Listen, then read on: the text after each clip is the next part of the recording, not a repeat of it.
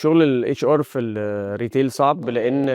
انا كاتش ار مانجر ببقى بنسبه 90% قاعد في الهيد اوفيس بتاعي ومش شايف اللي بيحصل في الفروع، فانا بستنى لحد اخر الشهر عشان اعرف اي حاجه بتحصل في الفرع، لان الداتا بتجيلي يا اما من خلال اكسل او بسحب البصمه في اخر الشهر، فانا ولا عارف اطلع اي ريبورت عن الاتندنس مثلا ولا اي ريبورت عن الستافنج، هل كل فرع ماشي بالكفاءه المطلوبه بتاعته، هل في عدد الموظفين المظبوطه بتاعته. انا بستنى يا اما يحصل مشكله فحد يكلمني يقول لي مثلا شخص فلاني عايز يمشي او انا محتاج اعين 2 3 هنا، فبعرفها اخر الشهر، يا اما بعرف ان شخص معين مثلا قطع عن العمل او مش عايز يجي، كل حاجه بعرفها متاخر. فانا كاتش ار دايما بتلاقيني في الاخر، مع ان انا المفروض مش بس اعرف الاول، انا ممكن حتى احاول استبق المعلومه، لان انت لو فرع فيه عدد موظفين اقل من المطلوب الفرع ده ممكن ما يمشيش كويس، ممكن لما عميل يخش ما يقدرش، ما فيش حد يقابله، الكلام ده كله، فانت ما بتبقاش قادر تطلع ريبورتس معينه او داتا معينه تقدر تساعدك مثلا في الهايرنج نيدز بتاعتك، او تقدر تفهم